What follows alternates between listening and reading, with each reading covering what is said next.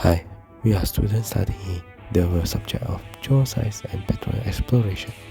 In this video, we are going to show the mineral classifications. Before we start, let's start with a simple briefing on the safety precaution before entering the lab. First and foremost, do always remember to wear hand gloves when handling the experiment, as the experiment contains many hazard substances.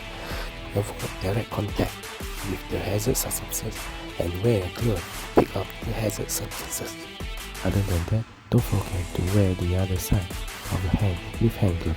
Protect both of your hands. Two is better than one. Next, do remember to always wear the lab coat before entering the lab. Wear the lab coat properly by button up all the buttons at the lab coat.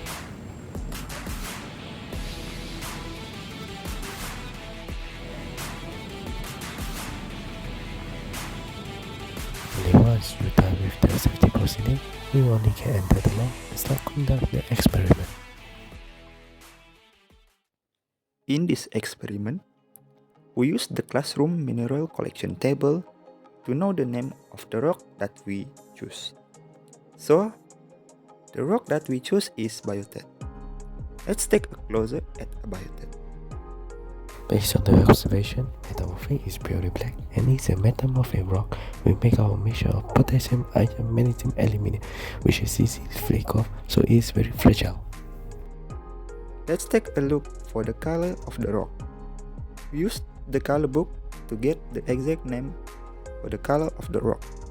So, we get that the biotite has a black color. And of course, it is not easy to find, as you have to mix and match the color of rock one by one based on the book. After that, it is concluded that the color of the rock is specifically gradient black.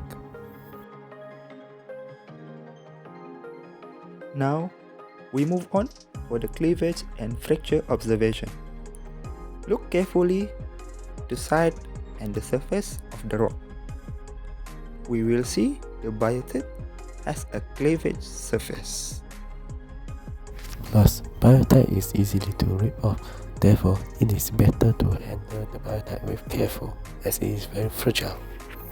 Up next, the biotite will be used for the strict determination. During the strict determination process, white ceramic is used. This is because it can show the true color easily, while black is unable to show because the biotite is black in color. So, the biotite will be scratched gently on the white ceramic as shown. So, by pulling one streak, it can truly show the true color of the biotite, which is shown in this video is the black color. Let us look at one more time. So you can clearly see that the biotite left the black streak on the white ceramic, so it's concluded that the biotite creates black powder. Next, the biotite mineral is used to determine its hardness. So the hardness of biotite is determined by using the Morse speakers. So these speakers has different types of numbers, starting from the weakest, from 2, 3, 4, 5, 6, 7, 8, and 9, which is for the hardest steel. Arrange neatly the pickers on the table for you easy to grab. Use the smaller scales of the Morse pickers first, so gently scratch on the biotite and will show a mark. So as we observe, there will be a scratch on the biotite. Therefore, this can be concluded that the hardness for the biotite is below than 2. So it is below than 2 for the Morse hardness of the biotite.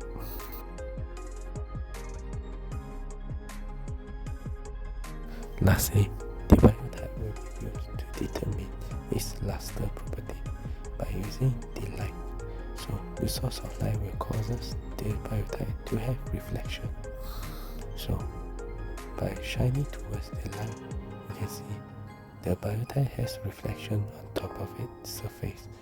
So if you take a closer look to match for the reflecting index, you can see the biotite is actually shining. So we can conclude that biotite has the surface metal, so it is metallic. let us have a closer look on the biotite.